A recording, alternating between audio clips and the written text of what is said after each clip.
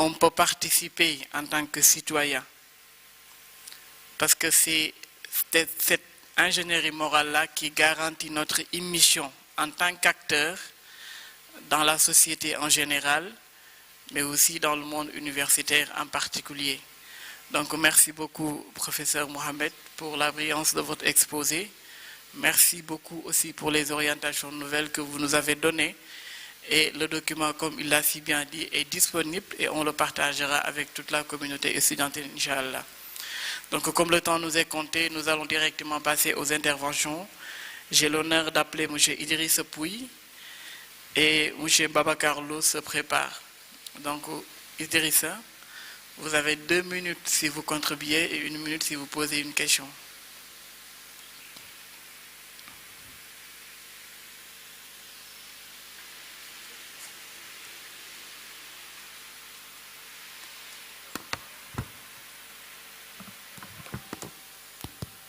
Assalamu alaikum wa rahmatullah.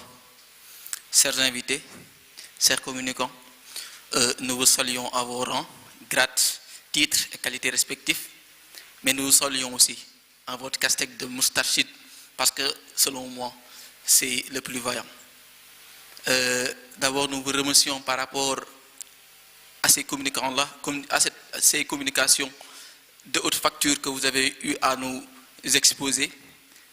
Bayabouna, vous parlez d'urgence. La pluridisciplinarité, oui, à ces périodes d'urgence, mais aussi pour aller vers l'anticipation, mais aussi pour aller vers l'innovation. Mais urgence parce que nous vivons dans un monde où les défis et les problématiques de l'heure imposent qu'il y ait un peu ce prisme pluridisciplinaire et que nous ne pouvons pas nous permettre d'envisager de résoudre la résolution de ces problèmes-là en le cantonnant sous le prisme d'une seule discipline. Et que si on parle d'urgence, c'est parce qu'on est dans un état où la géopolitique, le problème de l'insertion professionnelle, et j'en passe, se pose à nous. Comment faire? Maintenant, par rapport à la vie spirituelle, la question que je me pose, c'est comment ces nouveaux bacheliers-là pourront concilier leur casquette de moustachide avec la vie étudiantine. Parce qu'on en voit des étudiants qui, à leur base, sont des moustachides dynamiques, mais après avoir franchi les portes de l'université, délaissent un peu leur casquette de moustachide. Et ça pose problème. La vie étudiantine doit être un peu la continuité de notre casquette moustachide. Et ça devrait le permettre à la renforcer.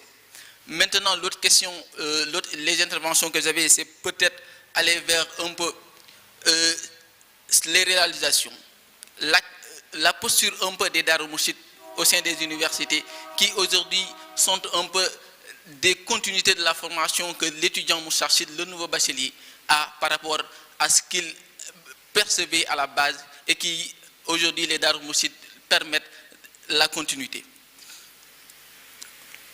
L'autre souci que j'ai, c'est par rapport à l'engagement citoyen. Aujourd'hui, on parle de cause étudiantine. Et on parle un peu même le contre-pied de la communauté étudiantine. Aujourd'hui, on parle de grève. Aujourd'hui, on parle de bourse. Comment le moustachid peut s'engager citoyennement par rapport à cette cause-là et défendre avec honneur les enseignements de son guide pour ne pas un peu aller en contre-pied avec ses enseignements. Donc, c'est sur ces paroles-là que je suspends mon speech et je en tout temps vous remercie. Merci. Merci beaucoup, M. Idriss Pouy. Je pense que c'est une intervention très pertinente. Donc nous appelons M. Babacar Lo et M. Samba Salondoy se préparent. Donc une intervention qui est aussi un plaidoyer franchement pour nous qui sommes acteurs dans les universités. Assalamu alaikum wa rahmatullah. Chers participants, chers doyens, chers exposants, merci pour vos brillantes interventions et expositions. J'avais juste 2 questions. La première s'adresse à Abouna. Nous savons qu'aujourd'hui, quand on parle de développement de la culture de l'excellence, on a tendance à penser à 3 notions. La notion du savoir, du savoir-faire et du savoir-être. Ma question est le développement de la culture du pouvoir pas le pouvoir comme nous l'entendons, mais la culture de la capacité et du pouvoir-faire ne doit pas-elle être érigée en complémentarité à la culture de l'excellence? La deuxième question, vous avez abordé le thème en traitant de la pluridisciplinarité individuelle, l'aspect individuel. Ma question est de savoir si la pluridisciplinarité collective et complémentaire ne peut-elle pas être développée pour toucher les grandes masses, dans un monde où de plus en plus on a des exigences en termes donc de défis. On a donc le champ d'action, nos champs d'action qui transcendent nos frontières et qui s'inscrivent dans un élan universel. La question est de savoir aujourd'hui, est-ce qu'il y a une possibilité d'avoir une pluridisciplinarité collective, complémentaire, dans un monde où l'approche projet est de plus en plus demandée dans le cadre donc, de certains domaines. Merci et encore une fois, merci beaucoup pour vos présentations. Merci. Merci beaucoup, cher encadreur. Je pense que son intervention est aussi pertinente parce que je pense qu'Abouna l'a souligné tout à l'heure, cette pluridisciplinarité, cette transdisciplinarité surtout, se veut aussi d'être collectif parfois pour réaliser ensemble des projets de grande envergure. Il est aussi revenu sur la capacité de faire. Bon, M. Ndoye, allez-y. Bonjour à tous. Avant de pouvoir poser ma question, j'aimerais également saluer notre guide, Cheikh Seydi Mouhamadou Moustapha Sy, mais également Mamcheikh Ahmed Tidiane, capitaine, et les valeureux intervenants. Donc, ma question va s'intéresser au thème numéro 1, face aux exigences de l'heure, pluridisciplinarité et excellence, deux exigences à concilier.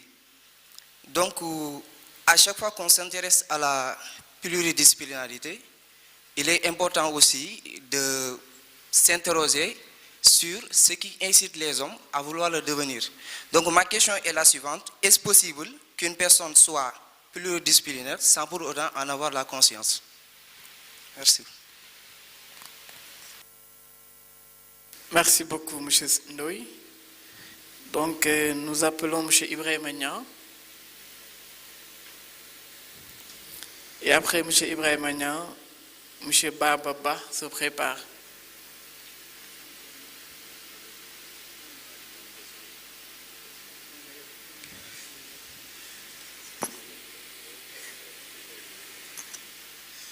C'est très intéressant. Je pense qu'aussi il y a l'aspect inné de la pluridisciplinarité.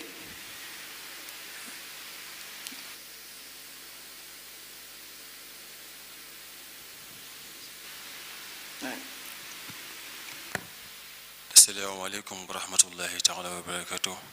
Chers frères, chers pères et chers encadreurs, nous vous pensons nos plus chaleureuses salutations, mais aussi nous réservons nos salutations, nos ziars et nos prières à l'endroit de notre cher guide, Cheikh Seydi Mouhamadou Moustapha Sy, mais plus particulièrement à notre professeur, Cheikh Ahmed Tidiane Sy, capitaine. Sans plus tarder, nous avons juste une question et une contribution. Notre contribution va s'intéresser sur la notion de Moustachid que notre aîné vient de présenter. Donc nous stipulons qu'être Moustachid, c'est une entité qui génère en nous, qui se développe, qui se forge, et qui affecte d'une manière exponentielle notre capacité intellectuelle, notre spirituel, mais surtout aussi notre personnalité, qu'elle soit morale ou autre. Donc c'est seulement la contribution qu'on voulait aborder. Concernant notre question, notre cher guide Mame Al-Maktoum disait « L'heure est grave, mais la gravité de l'heure ne saurait empêcher la personnalité d'un musulman convaincu. Les musulmans sénégalais n'ont pas besoin de tramer de complot, mais ce dont ils ont besoin, c'est d'avoir la paix et la liberté de dire oui ou non quand il faut. Mais qu'en est-il de nous en tant que Moussachid. Parce que notre capitaine nous avait enseigné qu'il y a deux choses. Il y a être gamin et être jeune. La différence, le gamin, il ne connaît pas son devoir, mais il s'intéresse à son droit. Mais le jeune, il laisse tomber ses droits, mais il remplisse d'abord son devoir. Donc je pose la question, est-ce qu'en tant que nous Moussachid, est-ce que nous avons le droit de choisir notre posture emblématique du futur, ou bien nous avons l'obligation de s'adapter aux nécessités de nos sociétés? Sans plus tarder, je vais m'arrêter là et je m'excuse pour les paroles. Assalamu alaikum wa rahmatullah. Étudiant, est-ce que vous pouvez répéter votre question, s'il vous plaît? Je pense que ce n'est pas assez clair. Je demande, est-ce que nous, en tant que Moussachid, est-ce qu'on a le droit? Parce qu'il y a des étudiants Moussachid, quand on les oriente dans une filière, ils disent que cette filière ne mange pas, cette filière n'est pas adéquate à mon posture et tout. Donc je pose la question, est-ce que nous avons le droit de choisir la filière qui est adéquate à notre posture, ou bien nous avons l'obligation de s'adapter aux nécessités de aux besoins de notre société? Aux besoins de notre société. Et je pense que cela va rebondir dans la notion de pluridisciplinarité. Merci beaucoup, je pense qu'on a compris la question. Monsieur Bababa,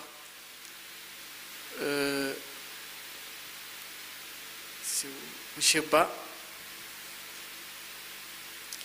voilà, je pense que pas plus tard qu'une semaine, je disais aux étudiants de la faculté de médecine que des fois, il ne faut pas choisir parce que je veux être un néphrologue, mais il faut choisir parce que le mouvement a besoin d'un néphrologue.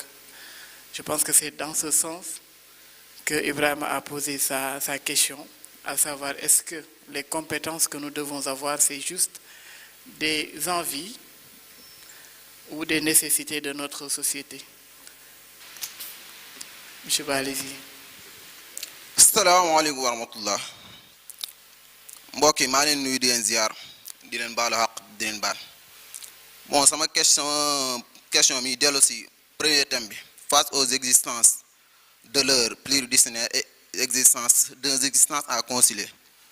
Avez-vous parlé que il faut combiner la pluridisciplinarité transdisciplinaire et interdisciplinaire? Si une seule d'entre les trois manque, quel est le rôle du Moustarchid? D'autres questions?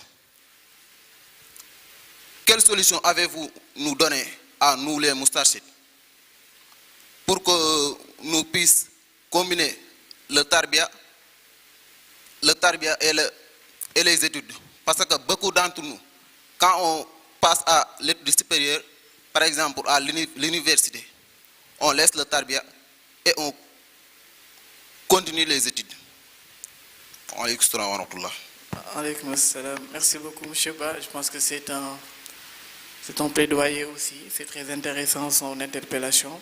Nous allons terminer par M. Daouda Doumbouya. Et puis nous allons remettre la parole d'abord à Dr Khalifa Ababakar Diop et puis à M. Mohamed Ndiaye pour clore le débat.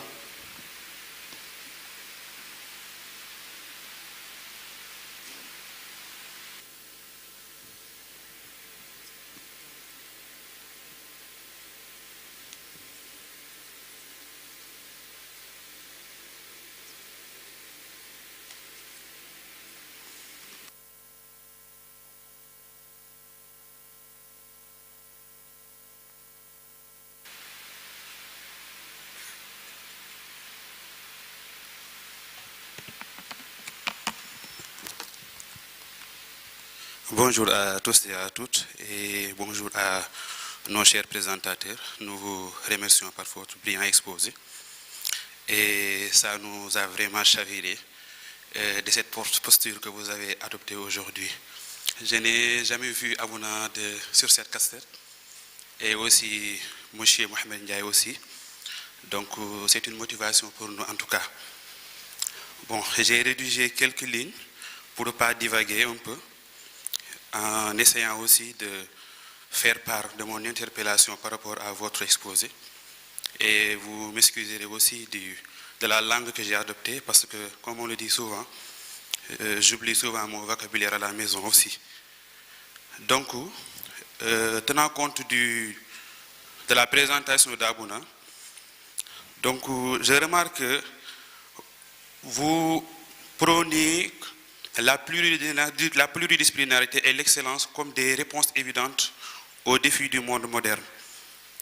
Et pourtant, dans le contexte où nous nous trouvons, plus particulièrement ici au Sénégal, leur mise en œuvre, ça pose des problèmes structurels, mais aussi conceptuels, que nous ne pouvons ni ignorer, ni aussi mettre à la poubelle. Parce que la pluridisciplinarité, bien qu'indispensable, face à la complexité des enjeux sociaux, sanitaires et technologiques, ça risque de devenir une injonction abstraite lorsqu'elle n'est pas fondée sur une solide maîtrise disciplinaire. Je veux venir où? Nous, les médecins ici peuvent en témoigner. Ici au Sénégal, quand il y a un cas sanitaire qui se pose, tout le monde parle. Tout le monde est médecin. Et ceux qui se réclament d'être des pluridisciplinaires veulent en parler. Je ne suis pas médecin, mais je veux donner des médicaments. Je ne suis pas médecin, mais je veux donner des réorientations par rapport à la domaine de médecine, en me réclamant d'être pluridisciplinaire. Alors, ça devient un risque très grave. Donc, la manière dont vous prônez cette pluridisciplinarité, ça risque quand même de devenir une injonction abstraite lorsqu'elle n'est pas fondée sur une solide maîtrise disciplinaire. Donc, sans cette base, elle affaiblit surtout la rigueur au lieu de la renforcer. Un autre point aussi à souligner, par rapport à l'excellence académique. Nous, notre système scolaire nous évolue selon des standards qui sont exogènes. Et ça mérite quand même d'être interrogé. Ici, tous les étudiants qui sont dans cette salle-là, ils ne me laisseront pas mentir, vous m'excuserez. Il y en a peu qui font peut-être des recherches. Ils n'ont pas le temps parce que notre système scolaire est bourré. Ce n'est pas nous le problème, c'est notre système scolaire. Nous n'en pouvons rien. Par exemple, pour une semaine donnée, vous avez 6 à 8 devoirs à préparer. Et on vous dit que voilà, en tant que moustarchid étudiant, vous devez être excellent face à cette situation et levier concret que vous pouvez donner afin que nous puissions s'appuyer sur ces solutions. Donc là où je vais terminer, il y a aussi une excellence qui est déconnectée des réalités locales. Cette excellence que vous êtes en train de prôner aussi, c'est déconnecté des réalités locales. La dernière fois, je suis allé aux ICS, là où je fais actuellement mon stage, mais je me suis rendu compte que ce que nous apprenons à l'école, là, c'est totalement différent. Ce qui se passe dans l'entreprise, là aussi, je vais parler aussi pour ceux qui sont dans les sciences techniques, c'est carrément déconnecté ce qui se passe dans l'entreprise. C'est carrément déconnecté des réalités locales. En tant qu'étudiant, vous venez et vous verrez que vous n'avez rien appris à l'école. Vous n'avez rien du tout appris. Donc face à cette situation aussi, nous serons vraiment ravis aussi que vous nous proposiez des solutions. Donc, à l'inverse, il y a une excellence qui est contextualisée et qui exige quand même de redéfinir les critères de performance que vous avez mentionnés tout à l'heure, en fonction aussi des besoins concrets du Sénégal et plus amplement du continent africain, notamment en matière de développement durable, comme vous l'avez mentionné tout à l'heure, de gouvernance et de cohésion sociale. Et à partir de quel niveau aussi la pluridisciplinarité devient-elle réellement pertinente? À partir de quel niveau? Et vous vous rappelez, lorsqu'on étudiait ici dans la Nafisa, vous nous avez dit que la tantaqil an fannin li fannin qabla itqanihi wa ihsanihi aw an baladin li balad. Donc est-ce que cette méthodologie-là, M. Abouna, peut-elle être appliquée dans notre système scolaire? Et sinon, quelle autre solution allez-vous nous proposer? Et quel rôle aussi peuvent jouer les partenariats universités, industrie, communauté dans l'opérationnalisation de la pluridisciplinarité et aussi comment éviter cette dilution de compétences dans les parcours mixtes ou transversaux. Vous m'excusez de la longueur de mon discours. Merci beaucoup. Merci beaucoup, M. Daouda. Je pense que c'est des questions très pertinentes. D'accord, donc je vais prendre tonton Oustaz Omar Ngala. Je pense que aussi pour la dernière interpellation, j'ai vu M. Idriss Mbeng. Je pense qu'il pourra en revenir surtout par rapport à l'adéquation entre nos besoins professionnels, insertion professionnelle et notre formation académique. Tonton Omar Ngala, bismillah.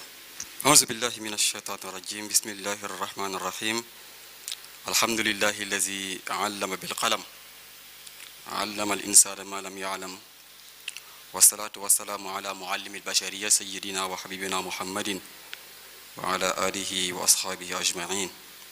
Tout d'abord, je voudrais adresser mes salutations les plus respectueuses et les plus pieuses à notre guide, Cheikh Seydi Mouhamed Moustapha Sy, ainsi qu'à notre capitaine, Mme Cheikh Ahmed Tidiane Sy. Et nous demandons Dieu à ce qu'il vraiment leur accorde une longue vie et une santé de fer. Donc je tiens tout d'abord à saluer cette initiative qui a regroupé aujourd'hui donc différentes couches, à savoir donc les étudiants, les nouveaux bacheliers, les anciens, mais également les professionnels. Donc je remercie également les exposants, les conférenciers, à savoir M. Abouna, M. comment dirais-je, Mohamed Ndiaye et M. Adam, Dr Adam. Donc je voudrais dire que la notion d'excellence est une notion très importante, une notion à laquelle Cheikh Ahmed Tidiane Sy nous a invités et nous a donné donc les clés pour y accéder. Il nous a donné 3 clés, à savoir la discipline,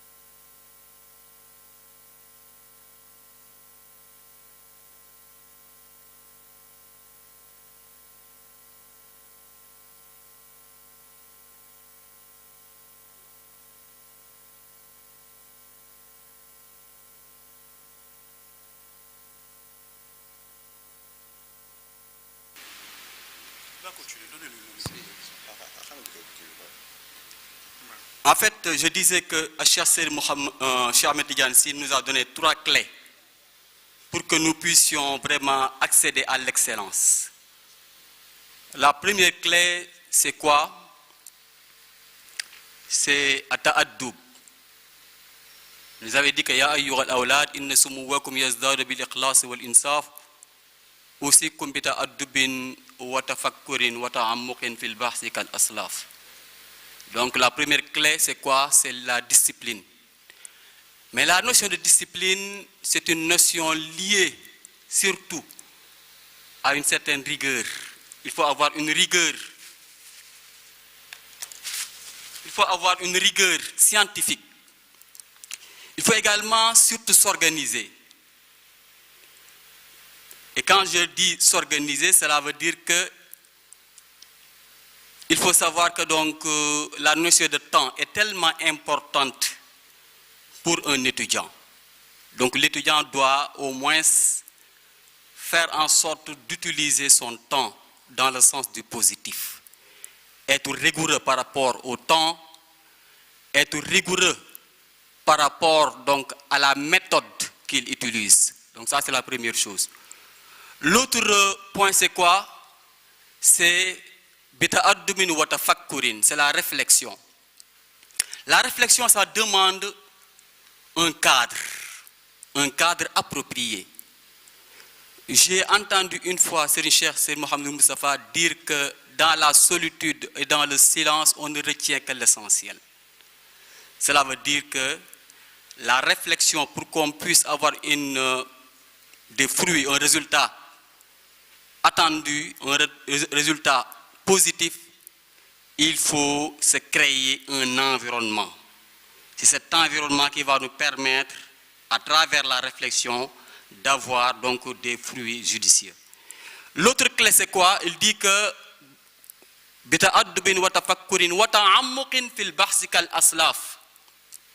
c'est-à-dire faire des recherches approfondies. Faire des recherches approfondies, cela veut dire que donc l'étudiant ou le chercheur doit avoir un esprit ouvert, doit côtoyer les spécialistes, doit également s'ouvrir au monde. Surtout qu'aujourd'hui, on est dans un monde de globalisation, un monde de vitesse. C'est ce qui m'amène même de venir sur l'autre point, à savoir la pluridisciplinarité. La pluridisciplinarité, c'est tellement importante. Nous avons des guides qui sont pluridisciplinaires. Prenons l'exemple de Cheikh Seyd Mouhamadou Moustapha Sy.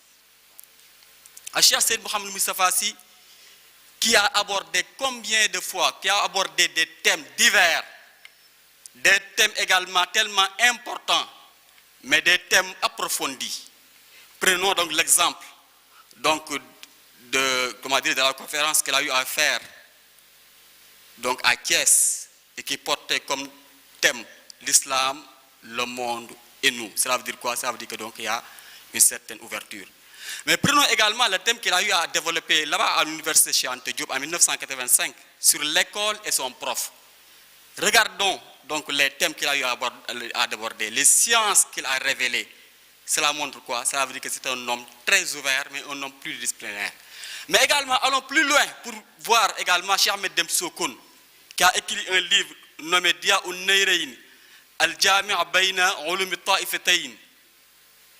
C'est-à-dire un livre, quand on lit, c'est-à-dire c'est un livre d'exégèse, c'est un exégèse Cheikh Ahmed Dem Sokone. À travers le livre, quand on lit, on voit que donc on est devant un jurisconsulte, on est devant un exégète, on est devant un mathématicien, on est devant un historien. Cela veut dire quoi? Cela veut dire que c'est un homme pluridisciplinaire. Pourquoi? Parce que le Coran est un message adressé à l'humanité. Un message qui renforce ou qui comporte beaucoup de sciences, beaucoup également donc de connaissances. Et on ne peut pas donc maîtriser tout ça si on n'est pas pluridisciplinaire. Donc je pense que nous avons des exemples pour au moins être donc des pluridisciplinaires, mais surtout dire tout à l'heure Abouna, vraiment, il a parlé de 3 notions très importantes. Je vais terminer par ça. Il a parlé de pluridisciplinarité, d'interdisciplinarité et de transdisciplinarité. C'est tellement important. Et je pense que tous les trois se connectent. On ne peut pas donc s'en passer d'une. Pourquoi? Pluridisciplinarité, ça veut dire qu'il y a beaucoup de disciplines. Et ces disciplines se complètent. Prenons exemple, je parle donc sur le contrôle du docteur Adama. Parlons donc, de la santé. Exemple, si on prend donc la question liée dans le fiqh islamique, liée au menstrues, au lochi, on ne peut pas parler ou aborder ces questions sans faire référence à la médecine. Donc ça, c'est un point important. Prenons également un autre exemple, la notion de la prière, l'heure des prières. On ne peut pas parler de l'heure des prières sans se renvoyer à l'astronomie. D'ailleurs, même Cheikh Ahmed Dem Chokon a écrit un livre surnommé Kashful Hijab.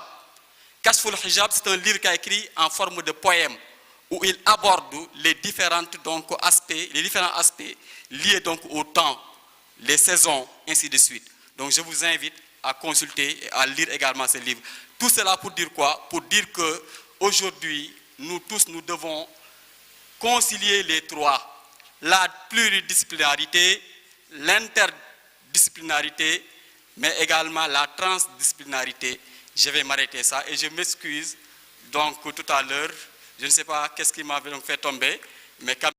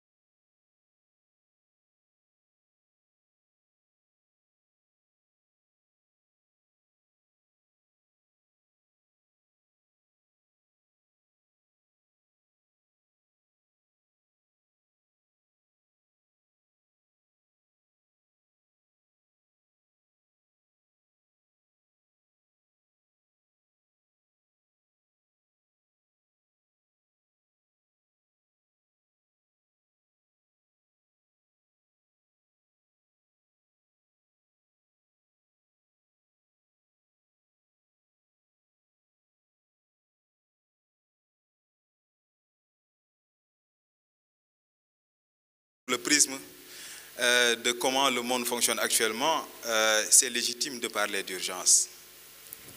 Sauf que malheureusement, l'urgence dont on parle, c'est une urgence programmée. Tout simplement. Les urgences dans lesquelles nous sommes embourbés, c'est des urgences fabriquées de toutes pièces. On nous parle d'obsolescence programmée. L'obsolescence programmée, vous avez déjà entendu ça. C'est-à-dire que rien avec nos téléphones, qu'avec nos téléphones, on peut expérimenter ce phénomène-là. Les téléphones sont le contenant d'un flux qui est très dense et dont les parties sont plus éphémères les unes que les autres. Prenons l'exemple du scroll de Twitter. Combien de sujets on ingurgite par jour? Prenons l'exemple de TikTok. Combien de sujets sur lesquels on scrolle par jour?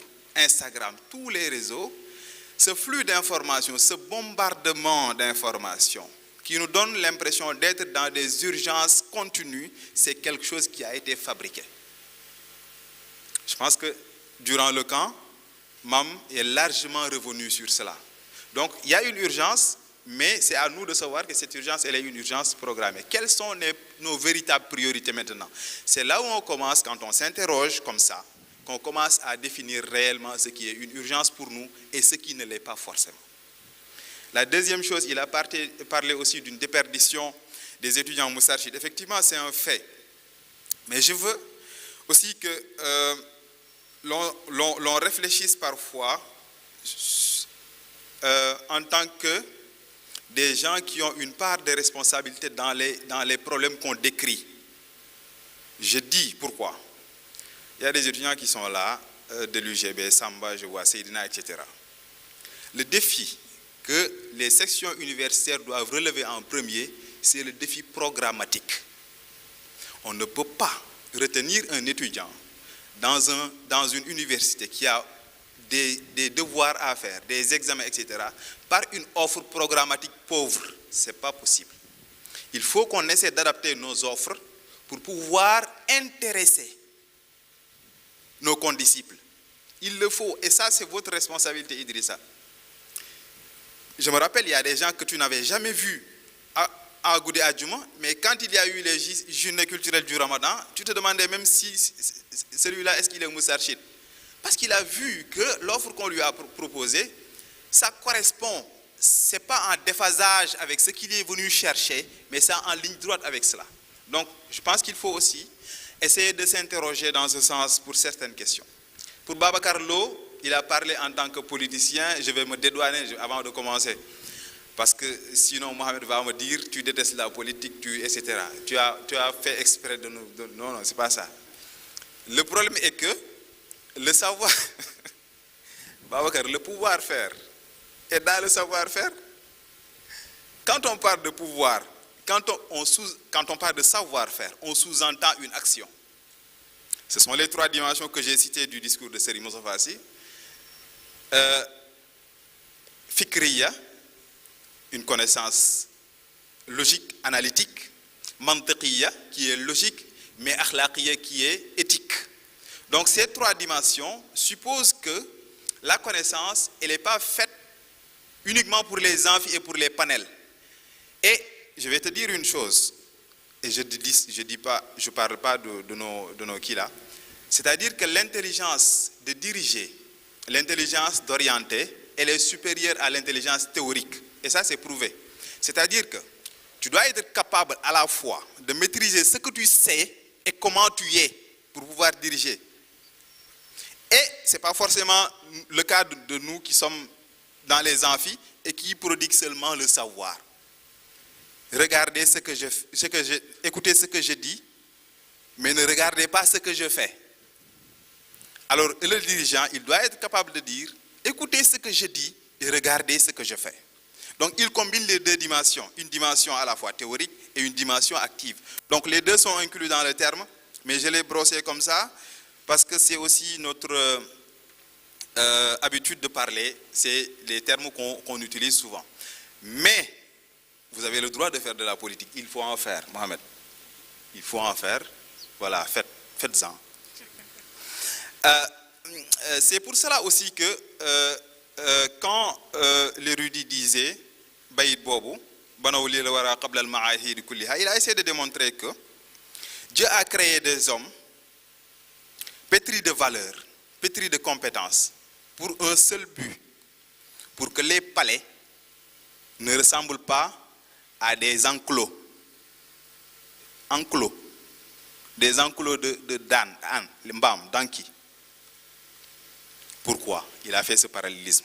C'est-à-dire que, aussi spirituel que tu puisses être, aussi intellectuel que tu puisses être, tu dois être en mesure de transposer ça dans la bonne marche de la société. Il ne s'agit pas d'être là-bas, le savant et le politique, comme le disait l'autre là, qui se regarde en chien de faïence, mais il faut transférer son savoir, son savoir-faire pour pouvoir être utile à sa société. Donc, les équipes pluridisciplinarité effectivement complémentaires, c'est bienvenu cette question, puisque actuellement on parle que de pluridisciplinarité. Dans les universités, dans les équipes de recherche, on parle d'équipes de recherche pluridisciplinaires. Il est rare maintenant de voir des articles signés par une seule personne ou bien dans un seul domaine.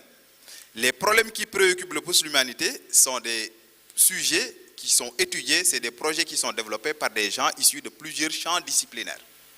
Et les financements vont de plus en plus dans ce sens-là. On cherche des équipes pluridisciplinaires. Effectivement, qu'on a traité le thème dans le sens de disciplinarité individuelle, parce que c'est l'entendement qu'on avait au début, mais votre intervention a permis d'ouvrir cette brèche-là, et en cela, elle est très importante. Pour Samba Salandoy, il a demandé est-ce qu'il est possible d'être pluridisciplinaire sans en avoir la conscience. Samba Salah, en toute honnêteté, je ne sais pas. Franchement, je ne sais pas si on peut être pluridisciplinaire sans en avoir la compétence ou la conscience. Mohamed, ça c'est toi qui devras peut-être y répondre. Ibrahim Agnan, il a parlé de droit de choisir la filière selon sa posture et selon les besoins de la société. Effectivement, c'est un problème qui est réel. Hein? C'est un problème qui est réel parce qu'on choisit souvent la filière qui se vend le plus. Ce n'est pas pour rien que les concours actuellement enregistrent des milliers et des milliers de candidats. Parce que les gens, ils se disent que comme le système il est comme ça, il faut, comme le disait un professeur, c'est le sauve qui peut. En fait, notre système, c'est un peu le sauve qui peut. C'est tellement dur, c'est tellement compliqué que les étudiants cherchent un raccourci, c'est-à-dire celui de s'en sortir tout simplement. Après, on va voir si on a un bon poste, si on a un salaire, si on a etc. Le reste, on va négocier avec ça. Et ça, c'est une réalité. Le problème, c'est qu'il faut refuser.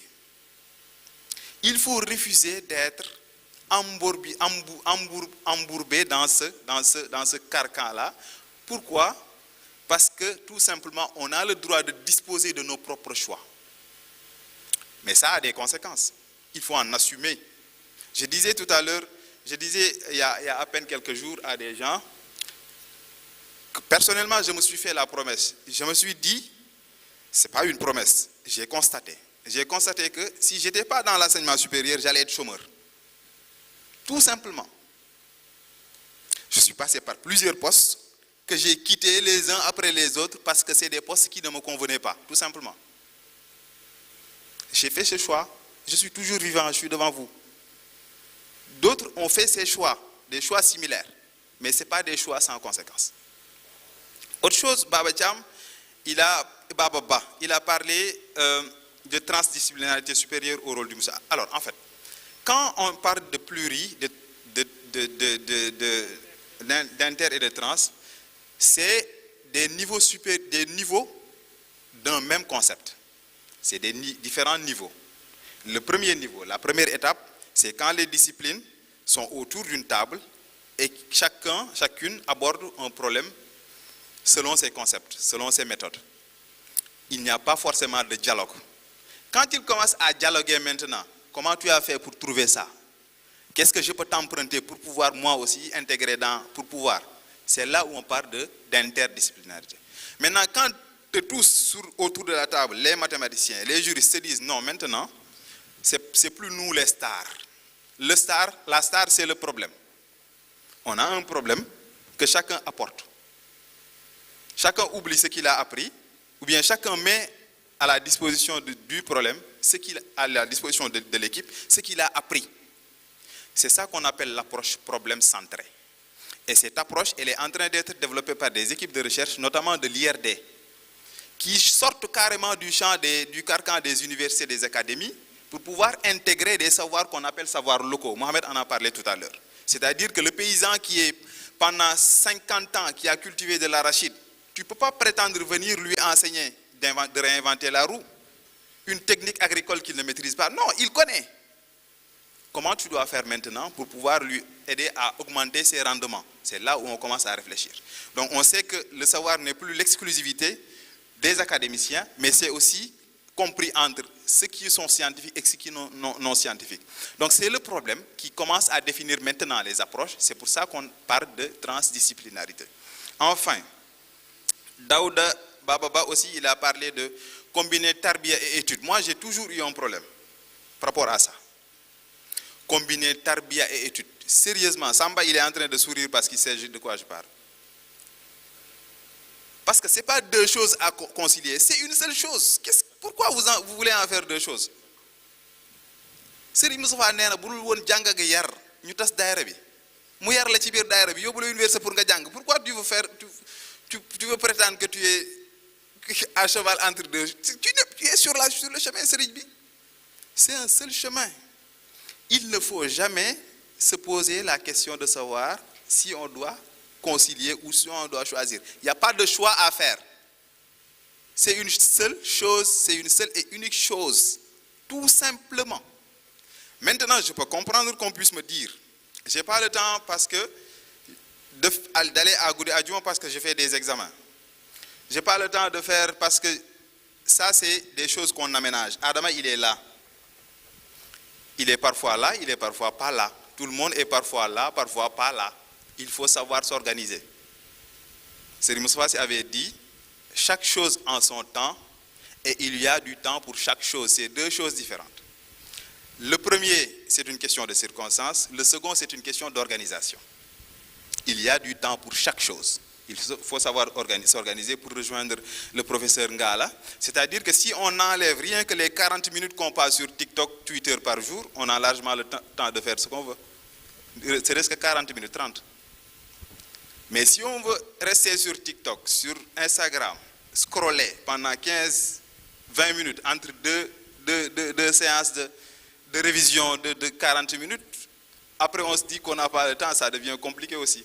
Il faut savoir quoi sacrifier et quoi préserver. Oui, je sais, il y a le temps, mais comme je suis indiscipliné, je vais continuer. Daouda Doumbouya, il a parlé de pluridisciplinarité dans son sens abstrait. Alors, je pense aussi que, Daouda, la pluridisciplinarité n'a pas été traitée de façon abstraite. Ibrahim Nia, docteur, il est là.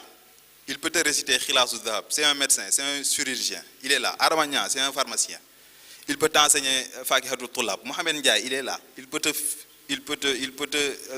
faire visiter le Coran comme pas possible. Habib Ndiaye, il est là. Il est administrateur civil. Il peut te faire coordonner tout le mouvement, etc.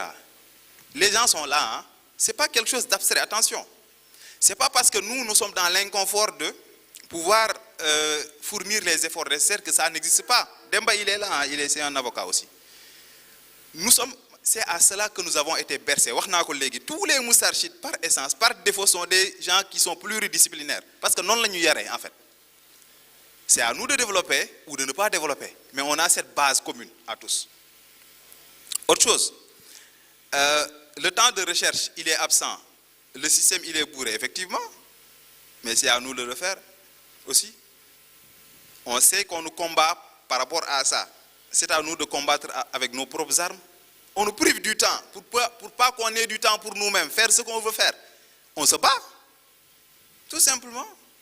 Les gens, ils passent la nuit à l'UFR parce qu'ils savent qu'ils n'ont pas le temps entre les goudis adjumants, entre les programmes qu'ils doivent organiser à l'université, mais ils savent qu'il y a une obligation qui leur est personnelle.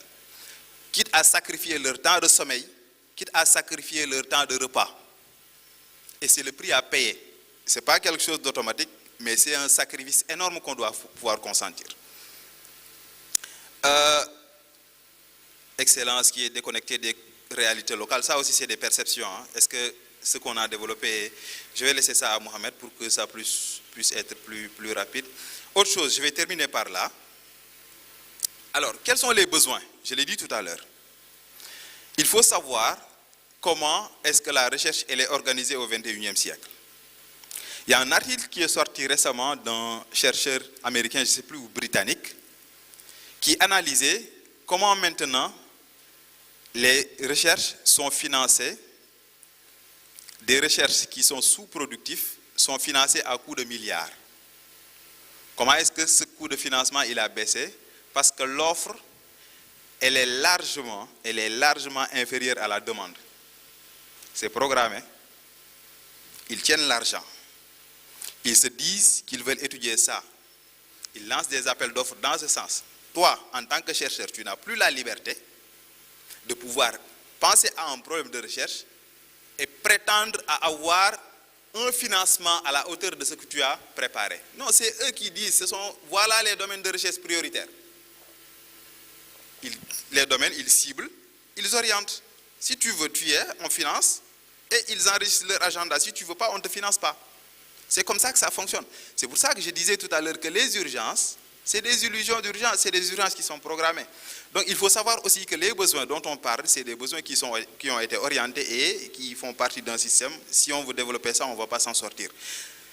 Est-ce qu'on doit parler de tout et de rien, Daouda? Non, il ne s'agit pas de parler de tout et de rien. Maodo qui t'a enseigné ça, il n'a été ni médecin, ni juriste, et pourtant il a écrit ce livre dont tu as puisé la citation.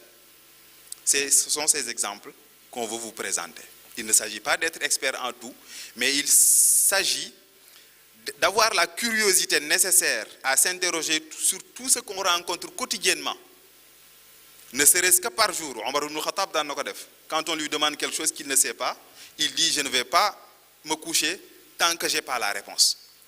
On peut faire la même chose. Ce qu'on rencontre, ce qu'on entend par jour, des termes qu'on ne comprend pas, on se donne un défi de 3 mots par jour, de 3 concepts. Avant de se coucher, on doit savoir de ce qu'on parle. Tout simplement. 3 concepts par jour pendant 365 jours. C'est combien de concepts? Et ce n'est pas des concepts forcément qui sont dans ton domaine. Donc c'est des choses qui sont largement accessibles. Hein. On ne parle pas dans les nuages comme ça. Serigne Moustapha Sy, je donne l'exemple. La conférence de Rio sur le développement durable, c'était en 1992. 2 ans avant, Serigne Moustapha Sy faisait une conférence où il jetait les bases du développement durable à Richard Toll. Le triptyque nature, environnement et société. 2 ans avant la conférence de Rio. Parce que il ne s'est pas créé des cloisons. Il se sent responsable. Il se sent redevable de devoir proposer des solutions à l'humanité. Donc, il ne s'attend pas à ce qu'on dise science philo-orientée ou manphila orientée ou non. Il a son propre rythme. Cela n'exclut pas maintenant d'avoir son domaine et d'approfondir sur les autres.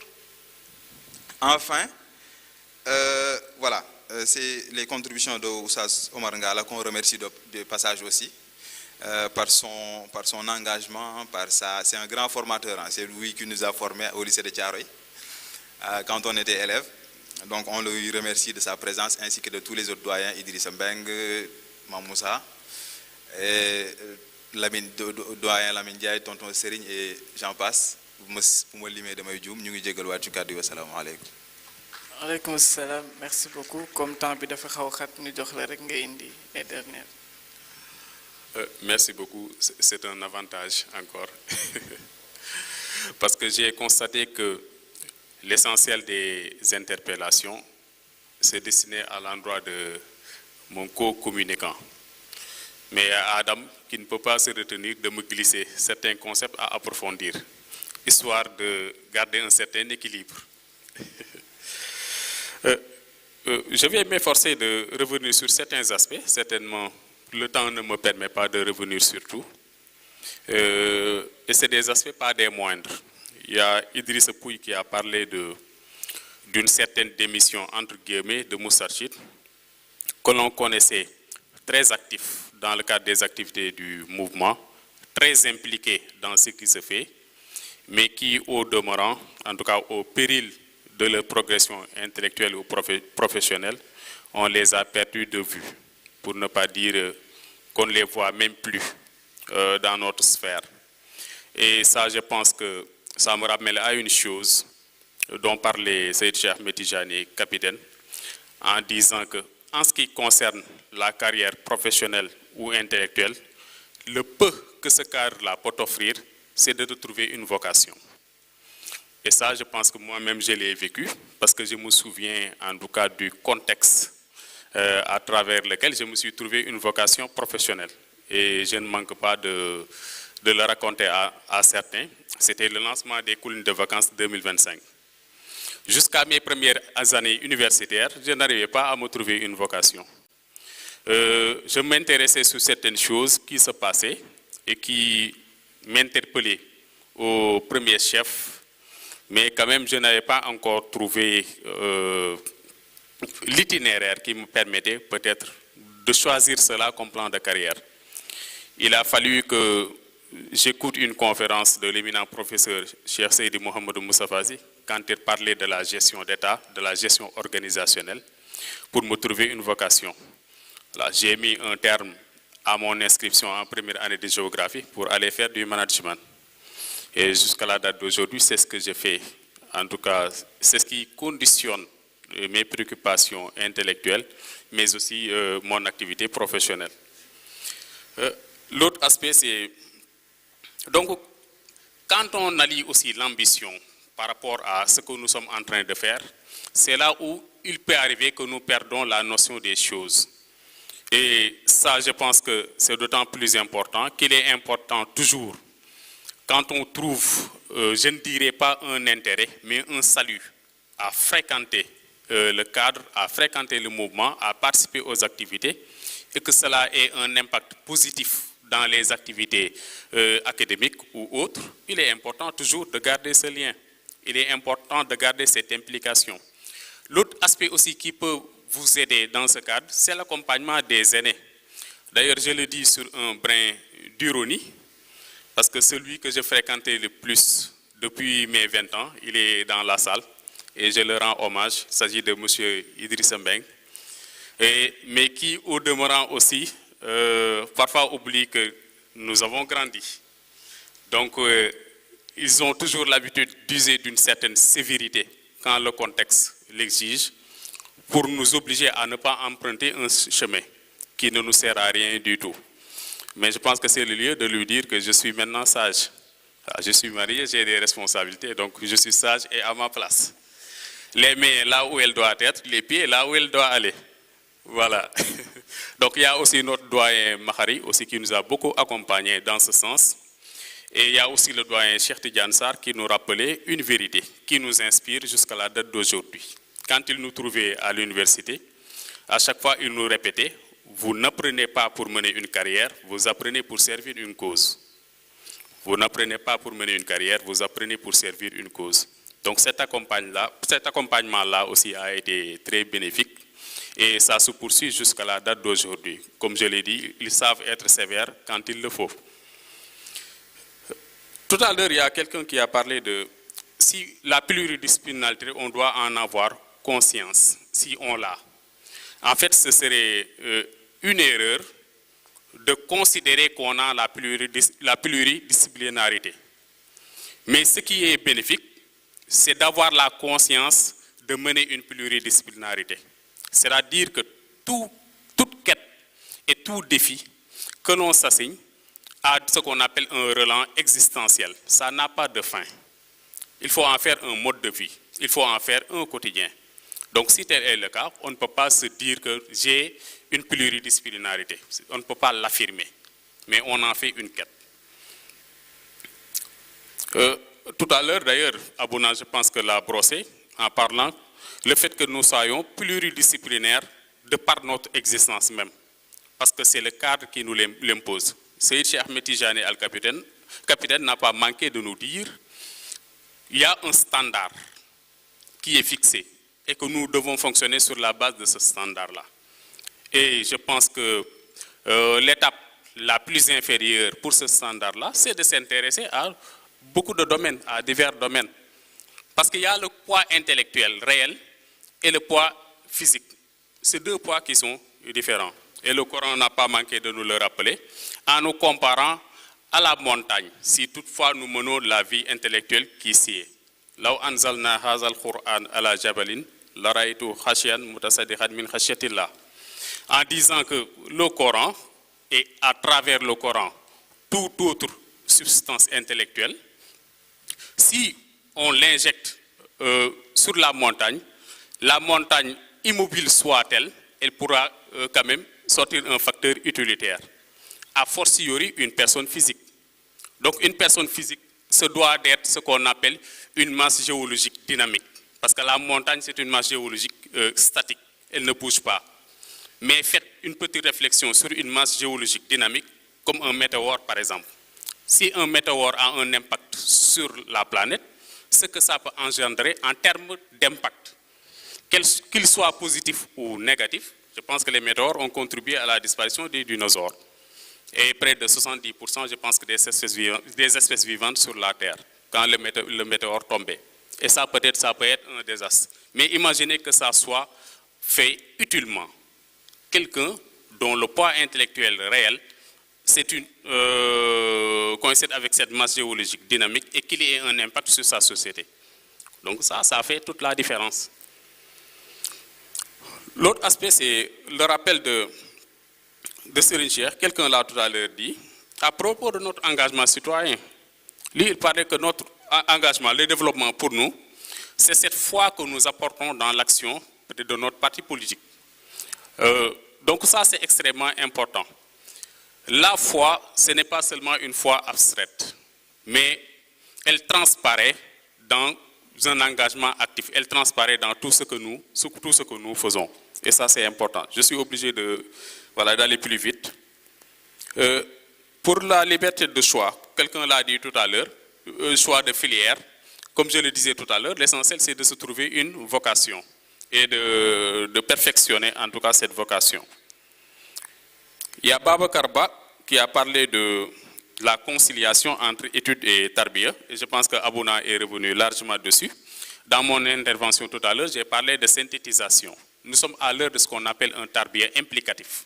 Ce n'est pas par hasard que j'ai défini le réel Moustarchid comme une ingénierie morale et non comme une simple philosophie, comme une simple sagesse. Donc c'est une ingénierie qui se veut expérimentale, c'est une ingénierie qui se veut pratique dans tout aspect auquel on s'intéresse. Donc il y a aussi Daouda qui a parlé de l'excellence et que notre éminent professeur aussi est revenu largement dessus. Mais l'excellence aussi, elle nous a été définie par notre guide, Serigne Cheikh Mouhamadou Moustapha Sy, en disant que l'excellence, ce n'est pas seulement cette présomption de diplôme, cette présomption d'intellect. Mais l'excellence voudrait que, une fois qu'on ait fini de mener ses études, les prouesses qu'on va réaliser dans notre domaine, l'impact qu'on peut avoir, comme j'en ai parlé tout à l'heure, les différences que l'on fera quand nous exerçons notre profession, notre métier, c'est ça l'excellence. C'est ça le stade ultime de l'excellence. Et avant d'y arriver, je pense qu'il faut l'incarner aux péripéties de l'évolution universitaire. Abouna aussi l'a dit tout à l'heure, nous avons tout ce dont on a besoin dans notre cadre. Tout à l'heure, quand je vous disais que j'ai trouvé une vocation en ce qui concerne le management, en ce qui concerne la gestion, etc., et même la gestion de l'État, tout ce qui concerne mes implications politiques, mes activités politiques, mes intervenances, en tout cas dans ce domaine, bien dans le domaine du développement, moi je préfère l'apprendre de notre professeur, Cheikh Seydi Mouhamadou Moustapha Sy. Jusqu'à la date d'aujourd'hui, quand il m'arrive de revoir, en tout cas certaines théories du développement qu'il a défendues, Abouna en a rappelé tout à l'heure, mais je m'émeus de voir la chance que nous avons en ce qui concerne la gestion de l'État. Quand il nous parlait les cinq piliers, en parlant d'exercice d'opportunité et non d'exercice d'attitude. Exercice d'opportunité qu'il qualifie de djekku en Wolof. Exercice d'attitude qu'il qualifie de djek. Quand il parle de gouvernance tributaire, quand il parle de l'œil et de la langue conscient, quand il parle de diversité politique, démocratique. Donc tout cela, je pense que c'est des aspects qu'il faut revisiter par moment pour comprendre dans quelle dynamique nous devons nous s'inscrire quand on parle de développement. Quand il parle de mixité de population, une population urbaine d'esprit industriel. Parce que l'industrie, c'est pour les centres urbains. Une population rurale d'esprit agricole. Parce que c'est là où on a les meilleures chances de développer des activités agricoles. Et quand il parle de mixité, de faire en sorte que les uns et les autres puissent avoir des terrains d'interaction économique, des terrains d'échange économique. Et la chance pour mettre ces procédés en œuvre, c'est que ça ne demande pas beaucoup de ressources. Ça ne demande pas beaucoup de ressources. Cela m'a inspiré un jour où j'avais même proposé une émission à Mourchid TV que j'appelais Louma. Parce que les Louma présentent cette caractéristique. Voilà. Les Louma ont un problème juste de vulgarisation et de promotion. Mais ça recoupe carrément la caractéristique dont il parlait. Cette caractéristique-là, aussi, je vois que c'est très en vogue aux États-Unis, dans certaines parties, mais aussi au Mexique, depuis la période de la Covid-19. Parce qu'ils se sont rendus compte, ceux-là à qui on avait demandé de faire du télétravail, ils avaient quitté les États-Unis pour s'installer au Mexique.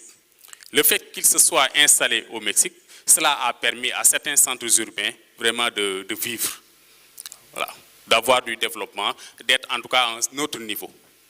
Et je me dis que c'est ce qu'ils proposaient en termes de savoir endogène qui a juste été mis en œuvre. Voilà. L'autre problème aussi, c'est que nous développons parfois un certain complexe intellectuel. Ça aussi, c'est un problème. Voilà. C'est quelque chose que nous ne devons plus vivre. Voilà. Moi, en tout cas, je me donne toujours le courage, en tout cas, ou la liberté, parfois de défendre certaines positions en m'inspirant de ce qu'on nous a appris. J'essaie juste, en tout cas, d'impulser une certaine compréhension universitaire de ce qui m'a été enseigné au niveau du moment. C'est ce que j'ai fait tout à l'heure avec vous, en parlant d'ingénierie morale, par rapport aux défis universitaires. Je vous remercie. Merci beaucoup, professeur. Je pense que je vais m'en arrêter là, moi aussi, avant que Mademba me tire l'oreille. Donc, c'est en gros ça. On a voulu donner à l'ensemble de l'assistance la chance de voir que, en tant que des étudiants Moustarchid, deux choses nous est exigées, l'excellence et la pluridisciplinarité. Mais fait que ce soit l'excellence, que ce soit la pluridisciplinarité, ils doivent servir. Parce qu'après tout, l'impact nous attend. Et je me dis toujours que le baromètre d'une action, c'est son utilité. Le baromètre d'une action, c'est son utilité. Donc si on a des atouts, si on a des outils, on doit les utiliser pour impacter positivement notre cause, pour impacter positivement notre société. C'est en ces termes que je mets fin à cette discussion. Je vous remercie.